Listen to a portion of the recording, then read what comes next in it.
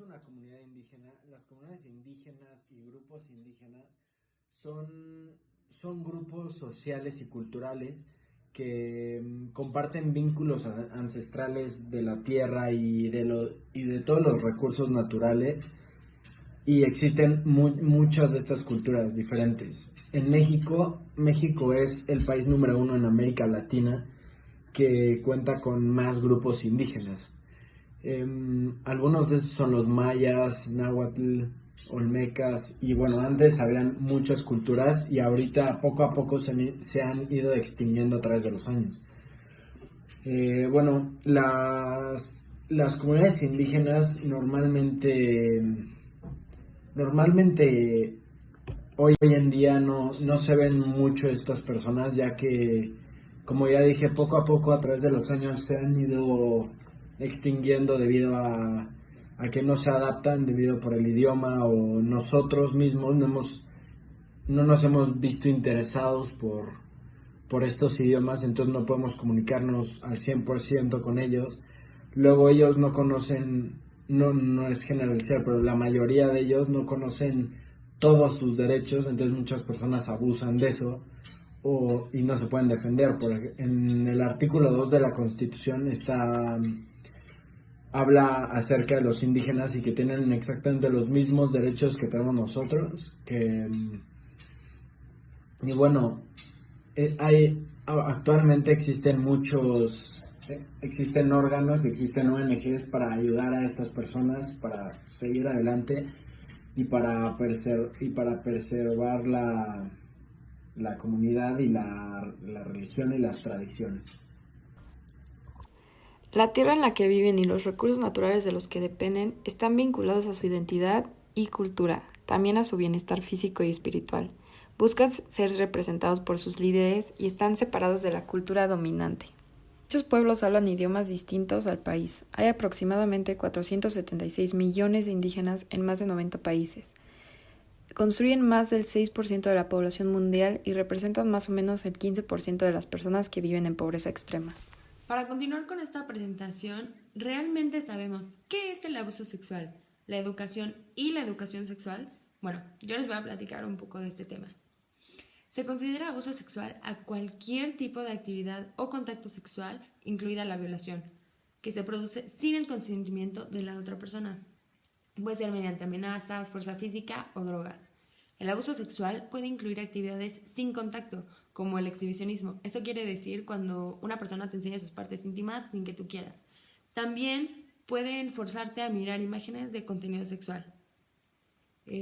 A quien comete este delito se le puede imponer una pena de 6 a 10 años de prisión y hasta 200 días de multa. Después tenemos a la educación, que a esta la conocemos como la formación práctica y metodológica que se le da a una persona en vías de desarrollo y crecimiento. Es un proceso mediante el cual al individuo se le suministran herramientas y conocimientos para ponerlos en práctica en la vida cotidiana. El aprendizaje de una persona comienza desde su infancia, cuando ingresan a institutos llamados escuelas o colegios, en donde una persona previamente estudiada y educada implantará en el pequeño valores éticos y culturales, para ser una persona de bien en el futuro. Entonces, la educación sexual ayuda a las personas a tener la información y las herramientas y la motivación necesaria para tomar decisiones saludables sobre el sexo y la sexualidad. Otro concepto que debemos tener muy en cuenta es el concepto de salud sexual. Se relaciona con la integración de los aspectos emocionales, intelectuales, sociales y culturales en el ser sexual, de manera de enriquecer positivamente y fortalecer la personalidad, la comunicación y el amor. Tiene vinculación con la capacidad que tenemos mujeres y hombres de disfrutar y expresar nuestra sexualidad sin violencia, discriminación y sin riesgo de adquirir infecciones transmitidas sexualmente y también embarazos no deseados. México es el país en Latinoamérica con mayor población indígena en todo el mundo, por lo que posee una de las mayores diversidades y riquezas lingüísticas en el mundo. Ahora, a la mayoría de nosotros nos introdujeron el tema de la educación sexual en la escuela, específicamente entre quinto y sexto de primaria. Pero en las comunidades indígenas, estos llegan a tener, la mayoría tiene una educación mucho menor, por lo que el nivel educativo es más bajo que el de una escuela que se encuentra en la zona urbana. Esta es la principal razón por la que el nivel de desarrollo educativo es mucho más bajo.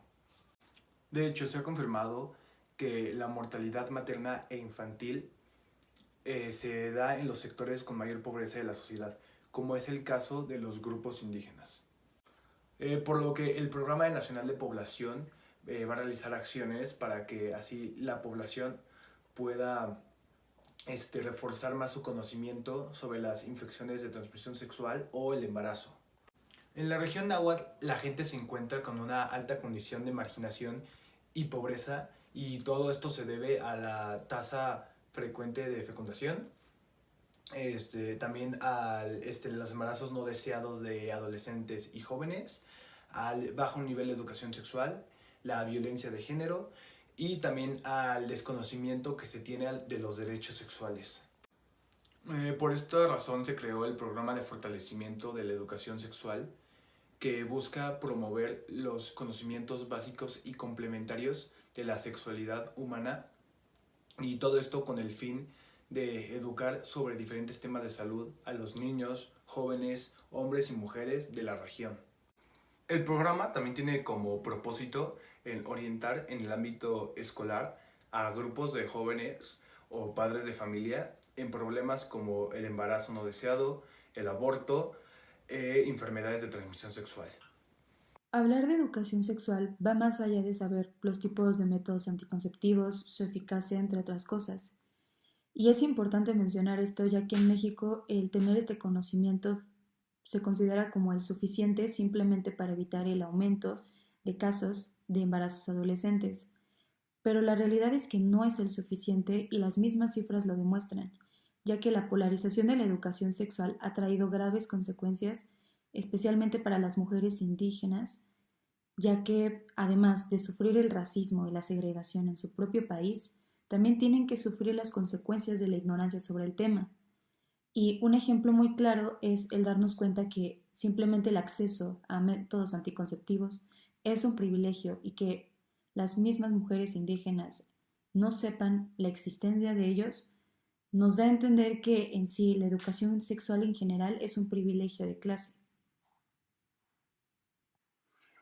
Se estima que 34 niñas en México son embarazadas al día por violación, principalmente en el seno familiar.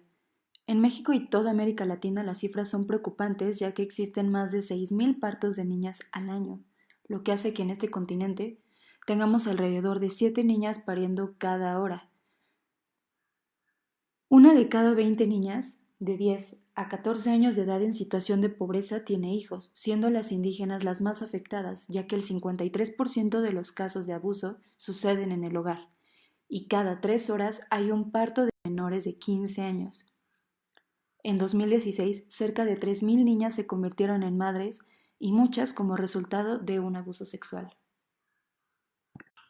Con las estadísticas mencionadas nos podemos dar cuenta de que estos casos van en aumento debido a la falta de conocimiento, y también a que no se le está dando la prioridad a la educación sexual en comunidades indígenas, ya que en estas comunidades la razón por la que es tan común ver casos como incesto de padres a hijas, violaciones en contra de las mujeres o incluso matrimonios arreglados entre familias, y todo ello se debe a una falta de educación sexual, ya que las mujeres ni siquiera tienen la oportunidad de saber identificar siquiera lo que es una relación sexual, lo que es abuso sexual, qué es una violación o incluso lo que es consentimiento. Ahora, el hablar sobre menstruación es un tema que también se sigue minimizando y en la cual podemos encontrar mucha ignorancia. Y un ejemplo claro es lo que ocurrió el 20 de octubre del 2020 en la Ciudad de México.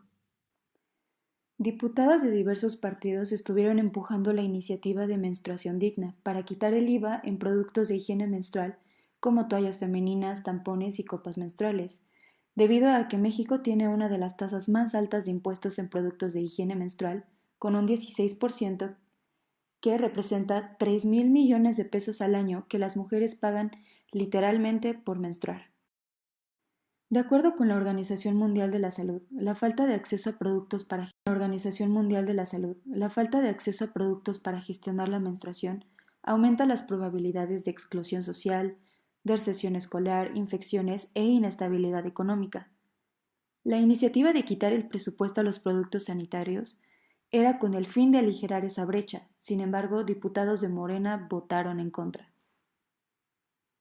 La ignorancia respecto al tema les hizo entender que la verdadera prioridad era un hueco financiero y no la salud pública de millones de mujeres, en la cual el 20% son mujeres indígenas, las cuales, al no tener el acceso a educación sexual, ni siquiera saben el concepto de lo que podría ser menstruación, o incluso tener que lidiar con una sociedad la cual sigue viendo este tema como una enfermedad incluso o como algo anormal.